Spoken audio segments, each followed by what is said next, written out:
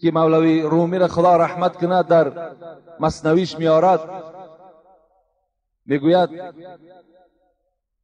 یکی طفل دندان برآورده بود، پدر سر به فکرت فرو برده بود.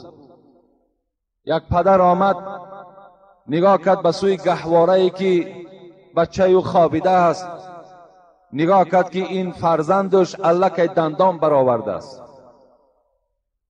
یکی طفل دندان برآورده بود، پدر سر به فکرت فرو برده بود. کی نان و آب از کجا آرمش، مروت نباشد که بگذارمش. میگوید در دلش در حال یک خطرات شیطان گذشت، یک وسواس شیطان در دل او گذشت که این فرزند من تا امروز دندان نداشت، از پیستان مادر شیر میخورد، امروز این دندان برآورد، این نان میگوید من نان از کجا می آورده باشم. فکر کرد این بی غیرت که همه نان در دست خود همین است. یرزق من یشاء، خدا میگوید من رزق میدهم هر کسی را که میخواهم. شرکت شفافرما داروهایی را پیشنهاد میکند که برای بیماری‌های درونی و بیرونی انسان دوا بخشند. از قبیل فشار بلندی، گای مرید، بیماری‌های معده، روده، گرده، جگر، عضوهای هاضمه، درد گلو، راه نفس و غیره. اینچنین اگر شما بیماری‌های پوست دارید به مانند پسریاس، سفید شوی پوست، داغ‌های سیاه، پس داروهای شفافرما به شما کمک میرسانند. غیر از این اگر شما مشکل‌های اورولوژی و گینکولوژی داشته باشید، پس به شرکت شفافرما مراجعت نمایید و اینچنین مشورت طبی بگیرید. همچنین برای زیاد کردن ریش و موی سر، با قوت کردن مردانگی، داروهایی را با نمود کپسول و روغنی که به صدها در دوا دارند پیشنهاد می‌نمایند. السلام علیکم دوستان عزیز. آیا شما برای گذشتن از سرحد دشواری میکشید؟ مهلت حجت‌هایتان به آخر رسیده است. پس من برای شما خدمت رسانی شرکت نور محمد را پیشنهاد میکنم. با ماشین‌های نو و زمانوی، با باوری و اعتماد کامل، توسط رانندگان مرد و زن، شما را از منزل استقامتیتان تا خط سرحد برده برای عبور مرز مساعدت می نمایند. یادآور می شویم که اگر شما از نام شبکه حاجی میرزا مراجعت نمایید، برایتان تخفیف ارائه کرده می شود. چو گفت این سخن نزد جفت، نگر زن او را چو مستانه گفت. میگوید در حال این مرد بی غیرت نزد زنش رفت و این شکایت کرد که میدانی که فرزند من دندان برآورد، این نان میگوید. زن چی گفت؟ مخور حول ابلیس تا جان دهد. این مرد گفت تا امروز من فکر کردم تو مردک هستی، تا امروز من فکر کردم تو عقیده اسلامی داری، تا امروز من بالای جای نماز تو را میدیدم فکر کردم تو همه را از خدا میدانی. من نمیدانستم که تو تا این اندازت بی غیرت بودی، من نمیدانستم تا این اندازت تو از زندم ضعیف بودی، من نمیدانستم که تو تا دیروز مسلمان بودی امروز گشتی و باز عقیده اسلامی گم شد. من ندانستم که یک ماه روزه گرفتی و ترک کردی نمازات تا سال دیگر، مثل بعضی مسلمان های ما و شما. من حیرت نماندم تو این قدر مردی دلیر بودی، چی شد؟ مرد حیرت نماند که این زن یگان سیری را میداند. این سیر چی سیر بود؟ زن به او چی جواب گفت؟ مخور حول ابلیس تا جان دهد. این مرد گفت تو از شیطان و وسواسهاش بیدرک هستی.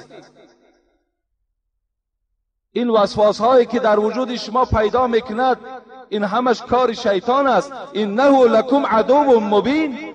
خدا ما را امر کرد و در قرآن خبر مان داد و به ما آشنا کرد که احتیاط چین که شیطان دشمن آشکارای شماست. این وسواسی که در وجود تو پیدا شد این وسواس شیطانی است.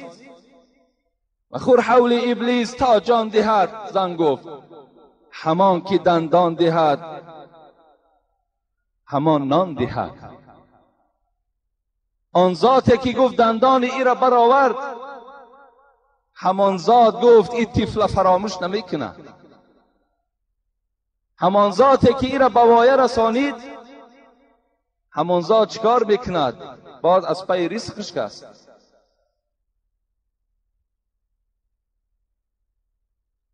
این گونه پدرها و مادرهایی داریم که با واسطه یک چند مبلغ، با واسطه یک راحت چند روزه دلاور نمی شود که فرزندش امر بر نماز کند.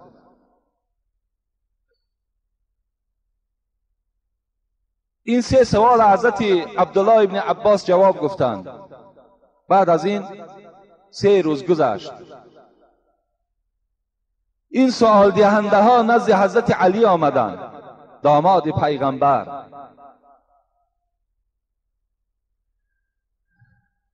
گفتند علی، ما از عبدالله ابن عباس این 3 سوال را کردیم، به ما 3 جواب گفت و جواب پیش حضرت علی پیشنهاد کردند. حضرت علی چی گفتند؟ گفتند این جوابی که عبدالله گفت اگر تمام مشرق و مغرب عالمهاش دور بگردین مثل عبدالله ابن عباس جواب گفتن میتونند. رنگ ملاهای ما و شما نبودن. ما یک فتوا را گپ میزنیم، پیش یک ملای دیگه میبرن میگن نادرست است فتوای او. این خیال است میگن اصلش این است. حالا که ما فتوای گپ میزنیم هر کدامش آیت از حدیث است. حضرت علی گفتن لیکن من هم جواب میگویم. اگرچه عبدالله ابن عباس گفتن لیکن من هم 3 جواب میگویم. حضرت گفتند بهترین روز آن روزی هست که اگر خداوند عبادتهای تو را قبول کند. حضرت عبدالله گفتن بهترین روز جمعه هست. حق گفتند. که حضرت علی که دانشمند بودند، علمشان بیشتر بود، فضلشان از عبدالله ابن عباس بالاتر بود، حضرت گفتند که من میگویم که بهترین روز همان روزی هست که اگر عبادتهای شما را خدا قبول کند. چه جوابی خوبه حضرت علی رام جواب دادن. البته همان عملی که از ریا خالی باشد خدا وی قبول میکند. اگر عملی که فقط برای داناندن باشد، برای فهماندن باشد، برای نشان دادن باشد، این عملها در نزد پروردگار ما و شما قبول نمی شود. انس ابن مالک یک حدیث روایت میکند، میگوید باری با پیغمبر خدا نشسته بودیم که یک مرد وارد مسجد میشد. رسول اکرم گفتند الحال کسی که در مسجد در آید من بر همه شما خبر میدهم که وی اهل جنت است، وی جنتی هست. همه صحابه ها میگه چشم ها به سوی در مسجد کی می در آمده باشد. نگاه کردن یک مرد در آمد و ایستاد، نماز خواند و برآمده رفت. باز فردا رسول اکرم گفت الحال شخصی می در آید که من بشارت میدهم او را با جنت و اهل جنت است. صحابه میگن نگاه کردیم باز همون مرد در آمد. 3 روزم این گونه 3 روز پیغمبری خدا بشارت به جنت دادن، همون نفر می در آمد. عبدالله ابن عمرو میگوید من در حیرت ماندم و دوست داشتم که من هم اهل جنت باشم و در حال نزد این مرد رفتم. گفتم ای مرد خدا، من با پدر خود کمی جنجال شدیم و من سوگند خوردم در نزد پدرم که 3 روز جانب خانه تو نمی آیم. آیا ای دوستی خدا مرا در خانه خود راه نمی دهی؟ گفت مرحمت همراه من باش. عبدالله ابن عمرو میگوید 3 روز من در خانه این مردی که پیغمبر بشارتی به جنتش داد در خانه این خواب کردم. هیچ عملی را از اون ندیدم که مرا در حیرت بیارد. مثل من گفت 5 وقت نمازی با جماعت میخوان، و شب تهجد میخواند، دیگر خواب میکرد، دیگر به کار زندگیش وابسته بود، هیچ عبادتهای زیادی نداشت، هیچ ذکرهای زیادی نداشت، فقط همین شب که در بالش سرش میماند الله اکبر میگفت، لا حول ولا قوت الا بالله العلی العظیم خواب میکرد. که عبدالله ابن عمرو میگوید عبادتهای من از عبادتهای او زیاد بود. وقتی 3 روز گذشت من گفتم ای دوستی خدا، 3 باری که تو وارد مسجد شدی پیغمبر تو را به جنت بشارت داد، من با پدر خود جنجال نکرده بودم و سوگند هم نخورده بودم، فقط برای آن که فهمم که تو باعث چی عمل از اهل جنت شدی، من 3 روز تو را پرسپاس کردم، جستجو کردم، لیکن از تو هیچ عملی ندیدم که مرا در حیرت بیارد. گفتن من یک آدم عادی هستم، هیچ عملی زیادم ندارم. عبدالله ابن عمرو میگوید گفتم این گونه که باشد پناه شما به خدا، و میگد از خانهش خواستم بیرون شوم، میگد فریاد زد مرا، گفت نزد من بیا. آمدم، گفت میدانی که با کدام عمل من در نزد پروردگار خود قدر و قیمت یافتم، میدانی که با کدام سبب پیغمبر خدا مرا بشارتی به جنت دادند. گفتن انا همینش برای من لازم بود. گفته دوستی خدا یقین دان که هر عملی که من میکنم برای خودنمایی و برای نشان دادن مردم نمیکنم، راست از خانه میبرایم، به خدا قسم فقط از برای خدا مسجد میآیم، از برای خدا نماز میخوانم، از برای خدا روزه میگیرم، از برای خدا خیر احسان میکنم، همش از برای خداست. و دیگر عملی که من در دل دارم این است که هر برادری من اگر با دولت شود، هر برادری من اگر بهترین خانه ها را اگر آماده کنند، من در دلم حسد ندارم. این 2 عمل گفت مرا از اهل جنت گردانی، از اهل جنت گردانی. چی خوش می شود که امروز عملهای ما و شما هم خالی از ریا باشد، برای نشان دادن نباشد. همین برادرانی که امروز 1 ماه عبادت کردند، بعد 1 ماه ترک میکنن میروند، همین عملهای همینا گواهی نمیدهد که اینا از برای خدا نبوده است. آیا عبادت بعد رمضان از فرض نیست؟ آیا لازم نیست؟ و دیگر عملی که این دوستی خدا داشته است خالی از حسد بوده است. امروز چی شد این مردم ما و شما را که برای یک برادر مؤمن مان که اگر ذره پیشرفت کند در حال بخل و بخیلی و حسد وجود ما و شما را فرا میگیرد. اگر همین تا عادی کرده با زبان خود ما گویم تلخکف میشویم که یک همسایه ما بهبودی پیدا شد، در خاندان یک همسایه ما یک فرزندی متخصصی خوب پیدا شد، یا یک برادر همسایه ما صاحب یک ماشینی خوب شد، یا این همسایه ما یک خانه بهترین انداخت، ما و شما باور کنین دیگرگون میشیم. حالا که تو نمیدانی، تعز من تشاء و تذل من تشاء. خداوند گفته ایستاد است من عزت میتم هر کسی را میخوام، خار میکنم هر کسی را که میخوام، همش در نزد من است.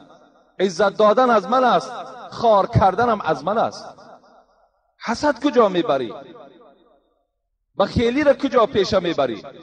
تا جای شکر کنی، تا جای در حقش دعا کنی که خدا انصاف او را زیاد کند، توفیق او را زیاد کند، تا که خداوند او را چنان مرد دلیر گرداند که در همون محله خدمتگار اون محله شود. این دعاهای خیر ماندگی ما و شما باشیم در حسد و در بخل چنگ میزنیم که این حسد و این بخل و این عملهایی که به مردم نشان میدهیم اینا حسنات ما را میخورند، نابود میکنند. بهترین روز همان روزی بود است که اگر خداوند عملهای ما را قبول گرداند. کدام عمل قبول میکرده است؟ همون عملی که خاص از برای پروردگار باشد. خدا رحمت کند صوفی الله را به نهایت صوفی خوب بودن، عالم بودن. میگوید دل جدا زبان جدا باشد، او کجا طاعت خدا باشد. ما و شما را درس میدهد دل جدا زبان جدا باشد، او کجا طاعت خدا باشد. در زبانت مسلمان کاملی، در زبانت از روی زبانت از روی سر و فرمه‌ای که پوشیده همه بیند میگد از این ده آدم مسلمان و کامل وجود ندارد. لیکن باطن دیگر چیز میخواهد، زبان دیگر چیز میخواهد. دل جدا زبان جدا باشد، او کجا طاعت خدا باشد. جسم در خانقاه و دل در سیر، این چنین بندگی چی خط و چی خبر. جسم در بالای جای نماز است و دل در دیگر موضع ها دور زده ایستاده است. این چگونه نماز است میگد، این چگونه عبادت است. دست در سبحه زبان در یاد، دل در انجام دنیوی فریاد. در دست تسبیح داری، در زبانت ذکر داری، الله اکبر سبحان الله، لیکن این دنیا فقط طلب، این دل طلب دنیا دارد. در این دل فقط و فقط زینت‌های دنیایی چرخ میزند. حضرت باز میگوید ظاهرا خود حرقه پوشی ها، ظاهر تا نگاه کنن از مولوی و از یگان ملا و یا که ایشان هیچ فرقی نداری. ظاهرا خود حرقه پوشی ها، باطنا خود مکر و فریبی ها. درون پر از مکر است، پر از فریب است. حضرت در آخر برای این گونه طایفه ها چی گفتند؟ این چی طاعت چی بندگی باشد ای انسانی که زبان تو با دل تو برابر نیست. این چی طاعت چی بندگی باشد، مردنت به که زندگی باشد. مردن بهتر گفتند از این زندگی که، از این رفته که، از این نیت که تو در دل داری. بهترین عمل همون عملی بود است که خالی از ریا باشد و او مقبول پروردگار می شود. بهترین ماه کدام ماه هست؟ حضرت گفتن همون ماهی که در او اگر بنده توبه به سوی پروردگار کند. حضرت عبدالله گفتن بهترین ماه ماه رمضان است. حضرت علی میگوید بهترین ماه همان ماهی است که انسان در او توبه کند. برادرای عزیز، این یک ماه رمضان من باوری دارم که از بسیاری ما و شما ماه توبه قرار گرفت. بسیاری از جوانهای ما و شما از راههای نافهمی و از راههای نادرست در این ماه مبارک توبه کردند و به سوی پروردگار بازگشت کردند. و بگذار که این توبه شما توبه ابدی الی الله توبه نصوحه. این کسانی که ایمان آوردید بر خدا توبه کنید به سوی پروردگارتان توبه نصوح. توبه نصوح را مفسرات توبه صادقانه میگویند. توبه از صدق، توبه که دوم باره توبه شکست نداشته باشد، توبه ابدی باشد. و آن برادرانی که در این ماه مبارک تسلیم شدند در امرهای پروردگارشان، از آنها خواهش میکنم و این آیه های قرآن و احادیث های پیغمبر خدا را به آنها میرسانم که اگر بازگشت نداشته باشین، اگر شما باز توبه شکنی داشته باشین، شما توبه صادقانه نکرده بدهین و این عبادت هایی که شما کردین این عبادت ها خالی از ریا نبوده است. و ما و شما برادرای عزیز، آن کسانی را که در پهلوهای خود میبینیم ملامتشان نکنیم که تو تا دیروز فلانی بودی، تا امروز فلانی شدی. گفته آن برادرانی که امروز در پهلومان میبینیم خرسند شویم. مالک ابن دینار قصه میکنند، میگوید که گاه بار میگه در راه می آمد، نگاه کرد که یک آدمی مست عرق نوشیدگی، در راه میگه یک طرفه میگه افتیدگی. البته عاقبت عرق به همه ما و شما معلوم است که هر کسی که عرق می نوشد وای بی جزا نمی ماند. شما پرسان کنین هر کسی که عرق نوش است باور کنین عاقبت چی دارد؟ عاقبت یا بیماری در وجودش پیدا شده است، یا اینکه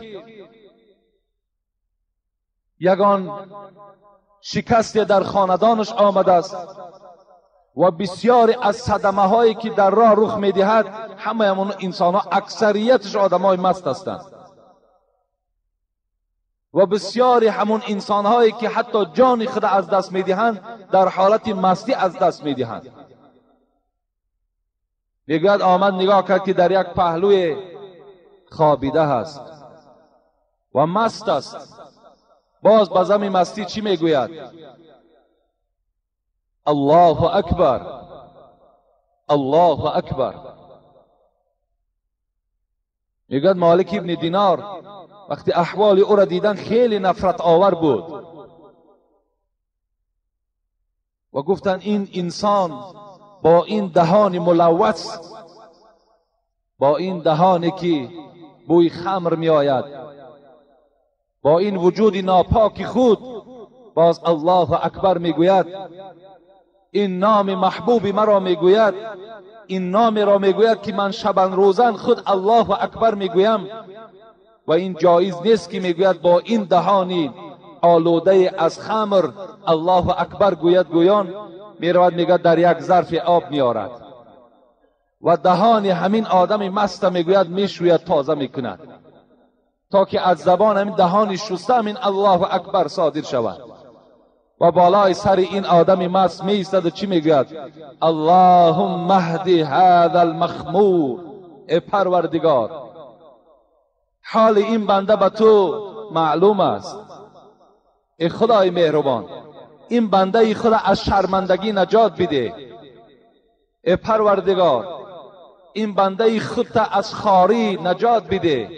خدای مهربان مثل دیگر بندگان دیگر این بنده ای خودم اهل هدایت بگردان. آمین یا رب العالمین. میگوید بیرون میشود.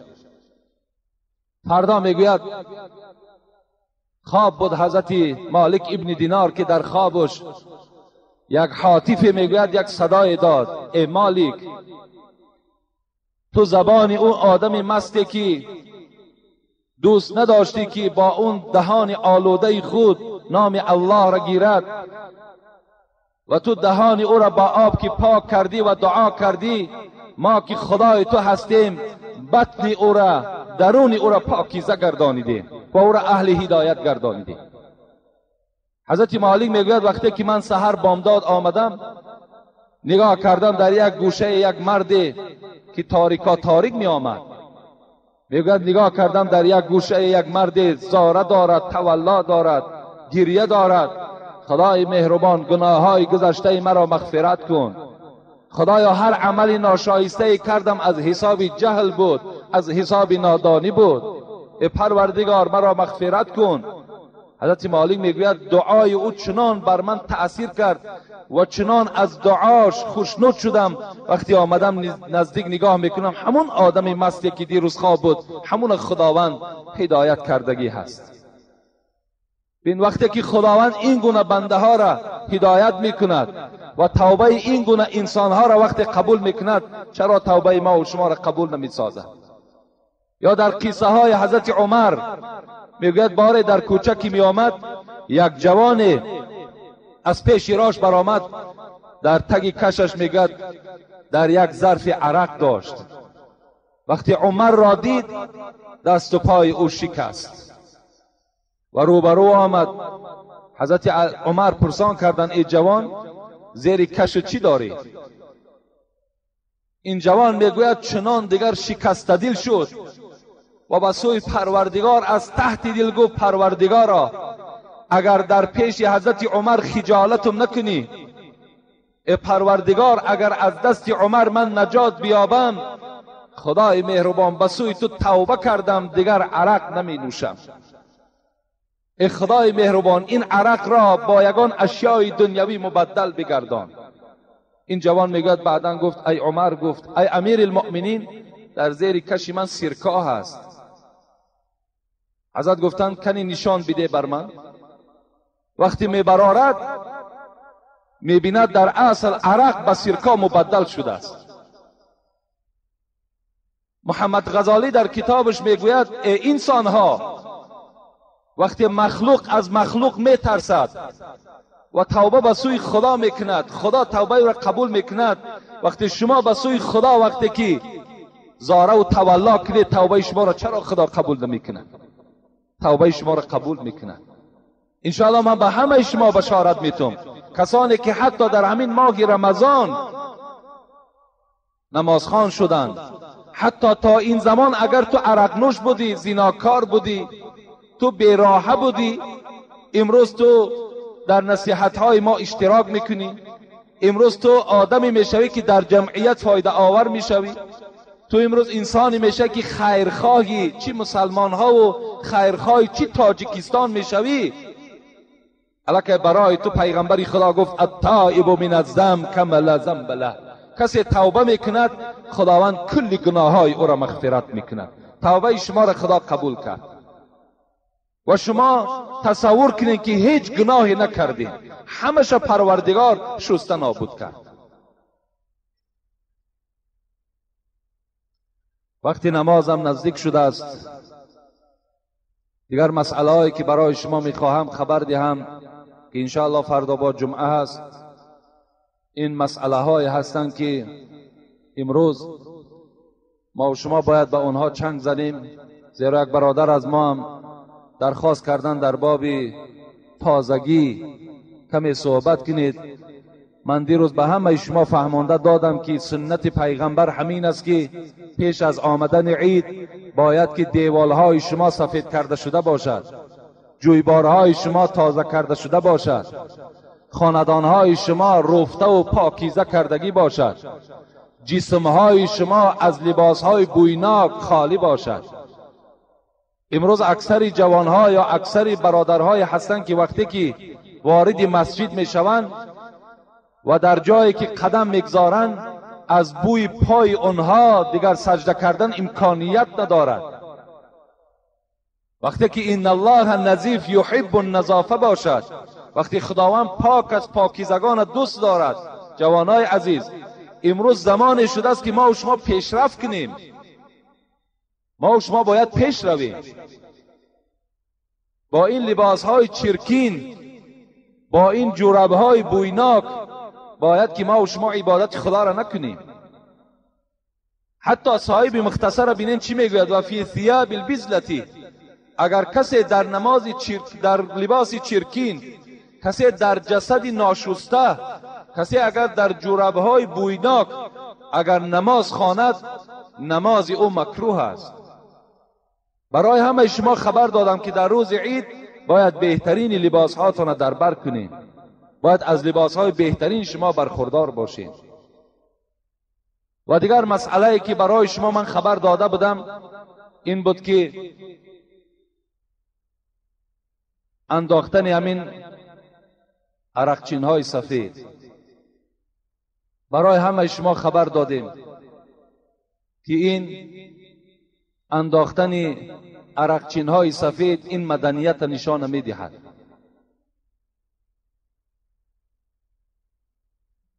برادرای عزیز،